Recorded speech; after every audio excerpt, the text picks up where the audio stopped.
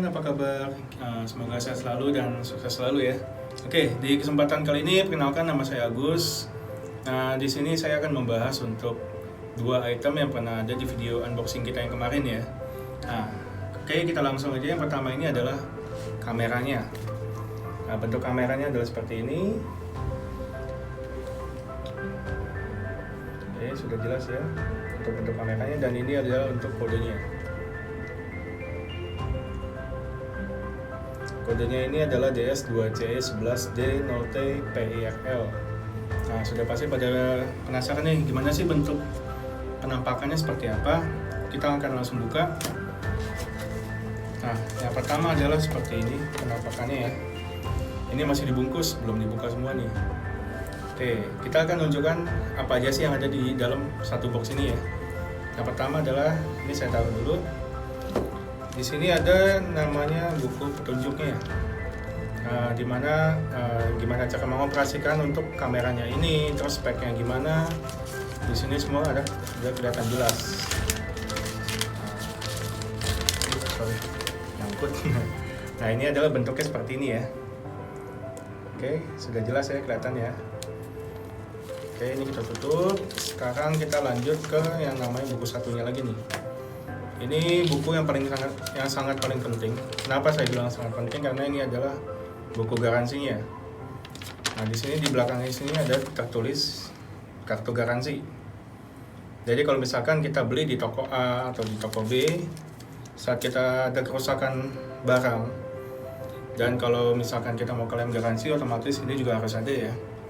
Kalau misalkan ini nggak ada, misalkan kita awal beli di toko A nih, tahu-tahu pas kita ke toko B, bilang ini kita mau klaim dong garansinya, tapi pas dilihat ternyata bukan barang saya nih, tapi barang si toko A, otomatis kan kita harus bolak-balik lagi. Jadi ya, kalau ini ada tetap aman karena kita udah tahu tokonya di toko A.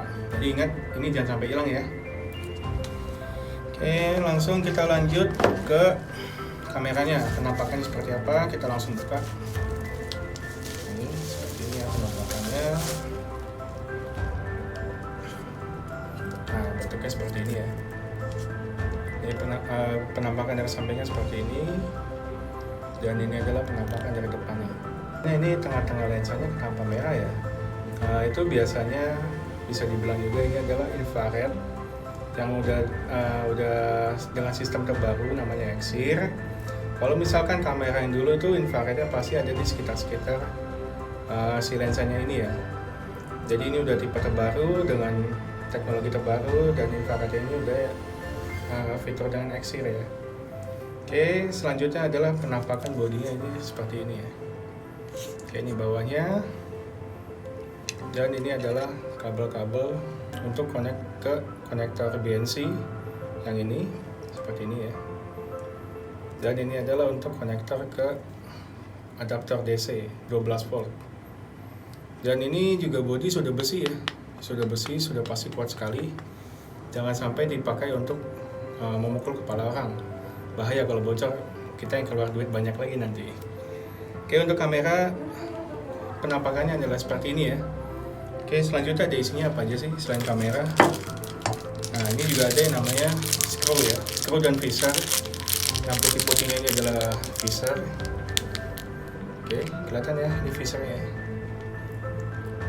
Nah, lalu ini adalah yang namanya screw-nya atau bautnya. Jadi screw dan baut ini digunakan untuk mengunci si kamera pada tembok ataupun papan kayu ya. Lalu selanjutnya adalah ada yang namanya drill template.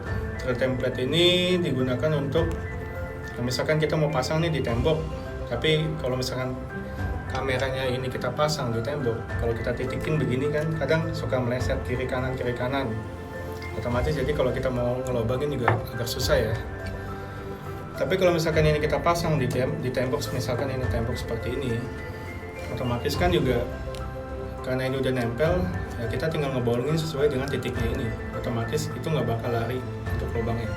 Setelah ini udah dipasang, udah dibor, baru kita pasang yang namanya visornya ini. Visornya kan kita tinggal masukin, habis itu baru si kameranya ini tinggal masukin screw-nya di lubang-lubangnya ini ya. Kalau sudah terpasang semua, otomatis dia sudah mengunci seperti ini. Tinggal kita mainkan arahnya untuk si kameranya ini. Kita contohkan, ini tinggal kita kendorin saja sedikit. Oh sorry, kegedean bautnya nih, apa obengnya. Nah, oke. Nah, untuk baut yang bawah pertama ini untuk naik turunnya ya. Ini untuk naik turunnya. Kalau sudah sesuai arahnya gimana, ini tinggal dikencengin saja. Oke, misalkan arahnya begini, kita kencengin.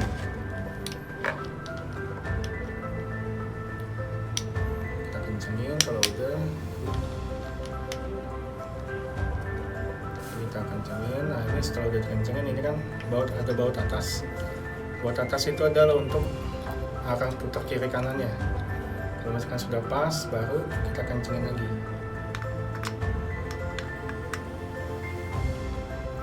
Oke, kalau udah ini udah dikencengin, otomatis ini nggak bakal bisa diputar-putar lagi. Kalau ini udah pasang kan, jadi kepasangnya dia seperti ini nanti. Nah ini tengah-tengah lensanya kenapa merah ya?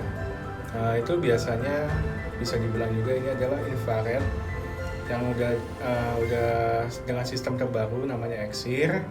Kalau misalkan kamera yang dulu itu infrarednya pasti ada di sekitar si lensanya ini ya. Jadi ini udah tipe terbaru dengan teknologi terbaru, dan infrarednya ini udah fitur dengan Exir ya. Oke, selanjutnya adalah penampakan bodinya ini seperti ini ya. Oke, ini bawahnya. Dan ini adalah kabel-kabel untuk connect ke konektor BNC yang ini seperti ini ya. Dan ini adalah untuk konektor ke adaptor DC 12 volt. Dan ini juga bodi sudah besi ya. Sudah besi, sudah pasti kuat sekali. Jangan sampai dipakai untuk memukul kepala orang. Bahaya kalau bocor, kita yang keluar duit banyak lagi nanti.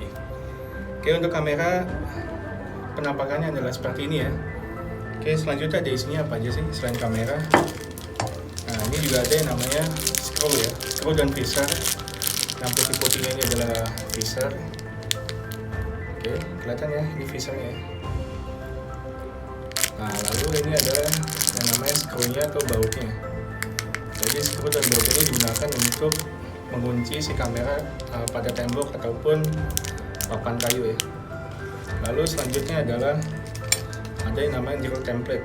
Drill template ini digunakan untuk misalkan kita mau pasang nih di tembok, tapi kalau misalkan kameranya ini kita pasang di tembok, kalau kita titikin begini kan kadang suka meleset kiri kanan otomatis, jadi kalau kita mau ngelobangin juga agak susah ya.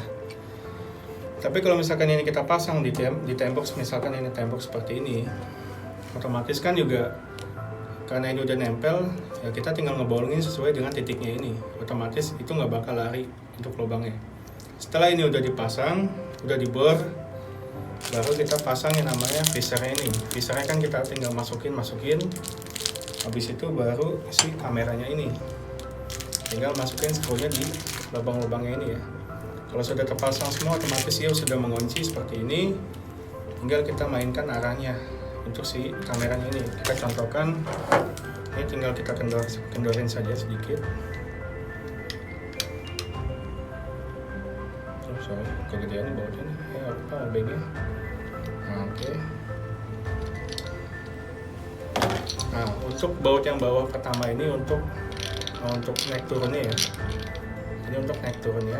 Kalau sudah sesuai arahnya gimana, ini tinggal dikencengin saja.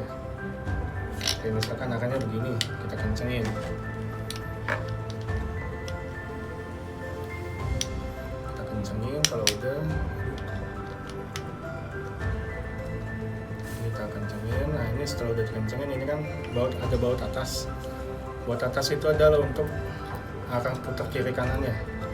Kalau misalkan sudah pas, baru kita kencengin lagi.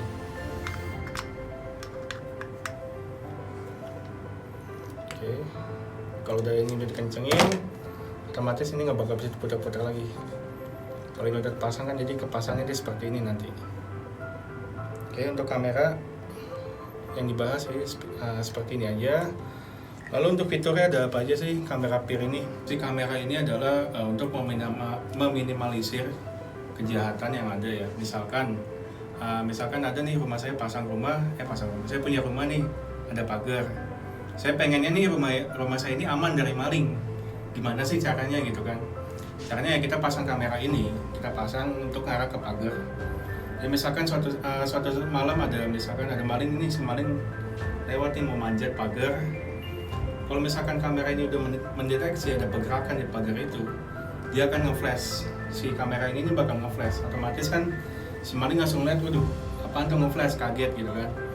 Dan lebih canggihnya lagi, setelah kamera ini men-trigger atau flash, dia akan langsung memfoto objek yang bergerak tersebut. Kayak misalkan saya memanjat di pagar itu kan, saya di flash dia masih kamera nih. Pas saya nengok, dia masih nge-flash, otomatis muka saya langsung ketangkep. Jadi nextnya pas saya lihat di mesin, di rekaman, oh ketahuan nih mukanya kayak gini nih mau manjat pagar rumah kita nih. Otomatis kan kalau misalkan maling udah ngeliat gitu kan, dia juga udah was-was juga tuh untuk masuk ke rumah kita untuk nyolong, juga udah mikir-mikir lagi gitu kan. Soalnya dia bilang pas itu ada CCTV nih, dia pasti nggak bakal mau untuk maling ke rumah itu lagi. Oke, untuk fitur kamera sih kurang lebih seperti itu ya. Sekarang kita akan lanjut ke yang namanya DVR. Oke. Nah, DVR-nya adalah seperti ini ya. DVR seperti ini dan kodenya adalah seperti ini ya. Oke, kodenya seperti ini. Dia IDS 7204 HQHI M1S. Oke, seperti apa bentuknya? Langsung kita lihat. Nah, sambil kita ngebuka, sambil kita penjelasan, apa sih perbedaan antara DVR ini dan DVR yang biasa ya? Kenapa di sini ada IDS dan di DVR lain hanya DS 72 sekian-sekian? Nah, untuk seri IDS ini adalah untuk kamera, untuk DVR, seri smart atau sudah punya smart system ya. Yang dimana smart systemnya ini bernama AcuSense. Ini masih segel, masih bungkus, dan ini udah saya buka. Nah, penampakannya kurang lebih kalau misalkan untuk DVR yang seri biasa dan seri yang smart ini, kurang lebih kalau saya lihat sih gak jauh beda ya untuk bentuknya ya. Untuk tampilan depannya seperti ini, tampilan samping, dan tampilan belakangnya seperti ini. Nah, seperti pada umumnya untuk DVR ini juga ada yang namanya konektor untuk ke BNC. Jadi dari kamera BNC, terus kabel koaksial ada di ujungnya, itu ada BNC lagi untuk connect ke sini. Jadi karena ini ada 4, berarti ini adalah 4 channel. Lalu di sebelahnya ini adalah RCA video out. Jadi bisa untuk tampil ke TV-TV tabung atau TV-TV jadul ya. Bisa melalui sini. Lalu ada port USB. Port USB ini digunakan untuk kita colok mouse atau colok USB, bisa di sini. Dan colokan USB ini di depannya juga ada. Nah, di depannya juga ada. Jadi bisa colok di depan ataupun di belakang ya. Nah, sebelahnya itu ada yang namanya port HDMI ya. Port HDMI ini untuk colok ke TV yang udah resolusi 4K. Jadi walaupun ini resolusi 2MP tapi bisa ditampilkan ke monitor yang sudah 4K. Nah, sebelahnya lagi adalah VGA. VGA ini juga sama fungsinya untuk mengkoneksikan si DVR ini ke monitor juga ya. Tapi biasa monitor ini resolusinya mengikuti untuk kameranya, dan juga mempengaruhi di lebar layarnya berapa kali berapa. Itu juga ngaruh untuk hasil kameranya kalau pakai VGA. Oke, sebelumnya VGA ada apa nih, sebentar ya, dilihat dulu. Nah, di sini ada untuk audio in dan audio out. Jadi bisa audio masuk dan audio keluar. Jadi audio masuk itu bisa berupa seperti mic. Misalkan ini di ruang server, saya pasang mic di sini, dan kamera di luar yang arah ke pagar itu saya pasang speaker. Jadi kalau misalkan saya ngomong dari sini, maaf itu siapa ya di luar ya, ngapain ke pagar saya gitu kan. Nah, nanti dari video outnya ini kan connect ke speaker yang dekat pagar, otomatis di sana akan mengeluarkan suara saya di sana gitu. Jadi kan orang juga mikir, waduh ternyata kita dipantau nih, jadi kita nggak bisa macam-macam gitu kan. Oke, selanjutnya di sebelahnya ini adalah port LAN ya. Port LAN-nya ini digunakan untuk mengkoneksikan antara si DVR ini ke PC maupun ke internet. Nah, kalau ke PC itu biasa dia menggunakan aplikasi lagi untuk dipantau melalui PC atau laptop, atau juga bisa dipantau di HP melalui internet ya. Jadi dari port LAN ini kita langsung ke internet. Nah, selanjutnya adalah RS485 ya. RS485 ini gunanya untuk mengkonekkan joystick. Kalau misalkan ada kamera PTZ, kita bisa konekkan joystick ini ke sini ya. Lalu di sebelahnya ini adalah adaptor yang 12 volt itu kita masukin ke sini. Jadi dayanya itu jangan lebih dari 12 volt, kalau nggak bisa meleduk sih ya kalau misalkan lebih dari 12 volt. Sebelah ini adalah grounding yang fungsinya sebagai apa sih grounding ini kan? Grounding ini fungsinya untuk meminimalisir kerusakan pada DVR saat amit-amit terkena petir ya. Jadi kalau misalkan amit-amit ada petir, dari grounding ini itu bakal menetralisirkan si petir ini ke groundingnya itu. Jadi akan meminimalisir kerusakan pada DVR ini. Oke, untuk fungsi-fungsi DVR ini adalah seperti ini ya. Oke, selanjutnya ada apa aja sih di dalamnya? Kita lihat di dalamnya ada apa lagi. Oke, sebentar ya, buka dulu ada apa aja nih. Banyak ya. Nah, yang pertama adalah adaptor. Adaptornya seperti ini ya. Saya buka aja plastiknya biar kelihatan. Nah, adaptornya seperti ini. Di sini dayanya adalah daya outputnya 12 volt. 12 volt. Nah, di sini bentuknya seperti ini. Kalau misalkan lebih dari 12 volt, apa yang terjadi? Sudah pasti si DVR bakal meleduk ya. Jadi nggak bakal bisa dipakai lagi. Oke, selanjutnya ada apa aja? Ada apa lagi? Nah, yang kedua adalah mouse. Mouse ini ya seperti pada umumnya. Seperti yang tadi kita lihat di DVR bisa colok di belakang ataupun di depan untuk colokan USB-nya ini ya. Dan juga dia selain pakai bisa mouse yang kabel, bisa juga pakai mouse yang wireless seperti ini contohnya. Ini mouse wireless juga, tapi bukannya normal. Ini agak kurang normal sih mouse-nya ya. Oke, ini mouse-nya. Lalu ada apa aja lagi? Ada apa lagi di dalamnya? Kita lihat lagi. Nah, di sini ada dua kabel. Kalau misalkan kalian beli DVR ini dalam satu pak, biasa isinya seperti yang tadi, dan juga ada ini ya. Yang pertama ini adalah kabel untuk power di harddisknya. Kalau misalkan kita pasang harddisk tapi nggak ada kabel ini ya, harddisknya nggak bakal nyala ya. Dia ini ada warnanya merah, kuning, hitam. Ada merah, kuning, hitam. Ada juga kayak agak kebiruan ya hitamnya ya. Nah, dan juga ini ada yang namanya kabel untuk perpindahan data dari antara DVR ke harddisk. Kalau misalkan ini nggak ada juga, harddisk nggak bakal ngerekam apa yang ditayangkan si kamera. Itu udah pasti harus dapat. Kalau nggak ada dapat, hubungin ke tempat kalian beli, tanyain kok ini nggak ada gitu kan. Kalau misalkan nggak ada, berarti kan antara kelupaan atau enggak emang dari pabriknya lupa dimasukin. Itu bisa diklaim loh.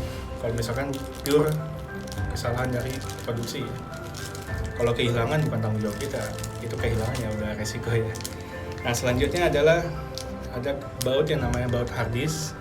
Kalau baut ini nggak ada, ini tuh untuk masang harddisk. Kalau nggak ada ini, harddisk pasti bakal goyang kiri kanan. Nah, ini untuk lubang-lubang bautnya di sini ada 4. Kalau misalkan harddisk sudah terpasang, itu udah pasti harddisk diem di tempat, nggak kemana-mana, nggak goyang kiri, goyang kanan, dangdutan lama-lama ya. Nah, oke, kelengkapannya adalah seperti ini. Baut-bautnya juga udah ada. Terus ada apa lagi? Kita lihat. Kayaknya sudah kosong ya, udah nggak ada lagi, udah kosong. Untuk kelengkapan DVR itu seperti itu aja yang kita dapat. Nah, yang jadi pertanyaan pasti adalah apa sih namanya fitur AquaSense itu? Nah, sekarang saya akan menjelaskan apa sih fitur AquaSense itu. Nah, yang pertama, fitur AquaSense ini disebut juga sebagai pemfilter alarm palsu.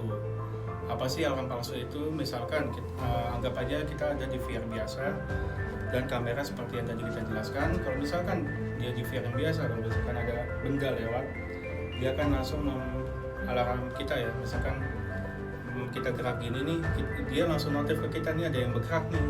Padahal itu cuma benda doang, bukan manusia. Tapi kalau misalkan memakai fitur AquaSense, benda begini lewat dia nggak akan trigger alarm, kecuali kalau saya lewat begini itu langsung alarm bunyi. Tapi kalau cuma benda, misalkan benda gini doang dia lewat, itu alarmnya nggak bakal bunyi atau nggak bakal notifin kita ya. Selain itu juga ada yang namanya quick search target atau pencarian target yang cepat. Nah, contoh kasus, misalkan saya ada parkir motor di gedung A, lalu saya ini anggap kita parkir jam 12 ya.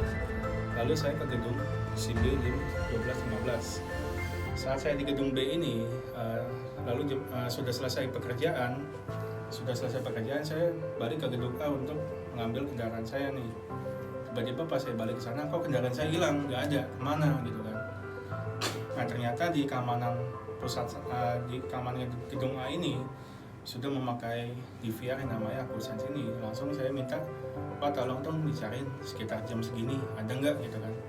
Nah otomatis si petugas keamanan pasti langsung ngecek kejadian jam berapa nih Pak, saya datang parkir tuh jam 12, saya balik jam 1. Pasti diambil di tengah-tengahnya, itu langsung search. Kalau misalkan di DVR yang biasa, kalau dia search itu kan pasti lama tuh, bisa mulai dari jam 12 sampai jam 1 dia cek satu-satu tuh kalau pakai DVR yang biasa, belum ada fitur AccuSense ya. Tapi kalau sudah fitur AccuSense, dia tinggal pilih mau cek manusia atau cek kendaraan. Ada dua yang bisa kita search. Anggaplah kita search kendaraan dulu, misalkan jam 12.30 itu ternyata kendaraan masih ada nih. Tapi kalau misalkan kita klik lagi vehicle search atau cek kendaraan, itu semua bakal muncul yang ada pergerakan kendaraan. Misalkan dari jam 12 sampai jam 1 itu ada beberapa pergerakan, itu bakal tampil semua di situ. Nah ternyata pas kita cek ada nih jam 12.30 nih kendaraan kita ada di situ. Tapi pas jam 12.31 kendaraan saya udah hilang. Berarti kan sudah ada pergerakan kendaraan saya diambil orang. Nah, langkah selanjutnya adalah kita cek kembali apakah ada orang yang lewat situ atau enggak. Lalu kita cek ke human body search atau cek manusia. Jadi saat cek manusia itu di jam-jam berapa ada pergerakan manusia itu akan lewat. Nah, di jam-jam mana manusia akan lewat itu situ akan tampil semua seperti kita cek kendaraan. Jadi jam berapa aja nanti itu bakal muncul semua ya. Nah jadi kita tinggal cocokin aja jam-jamnya, jam berapa kendaraan kita udah ditumpangin maksudnya udah dinaikin sama orang itu jam berapa, itu nanti kelihatan jam-jamnya. Jadi kita tinggal lihat misalkan jam 12.31 nih, ternyata orang itu udah naik di kendaraan kita nih. Nah itu kita udah kumpulin semua data dari kendaraan dan manusia udah cocok. Lalu kita langsung tinggal ke search full-nya. Di full-nya kan panjang tuh, kita tinggal masukin jam sekian sampai jam sekian, misalkan jam 12.31 sampai jam 12.32. Udah kita ambil rekaman cuma sebetulnya aja, nggak full gitu kan. Biasanya kan ada yang ambil rekaman tuh full dari misalkan jam 12.00 sampai jam 1.00. Nah itu kan udah pasti makan waktu bakal lebih lama. Tapi kalau kita pakai fitur quick search target ini atau fitur pencarian cepat, waktu kita lebih ringkas untuk mencari suatu kejadian. Jadi kita udah ada bukti yang detail, kita tinggal lapor ke pihak wajib ya Pak, saya ada bukti untuk kehilangan kendaraan. Nah, fitur AccuSense itu kurang lebih seperti itu penjelasan saya tentang AccuSense. Jika teman-teman ada yang ingin ditanyakan atau ada pertanyaan dan juga ada ide untuk produk apa lagi sih yang mau kita tampilkan, silahkan komen di kolom di bawah ya. Dan jangan lupa di follow akun sosmed kita, dan jangan lupa juga akun YouTube kita di subscribe dan loncengnya diaktifkan supaya dapat info dari video-video kita yang terbaru ya. Oke, sekian dari saya. Terima kasih.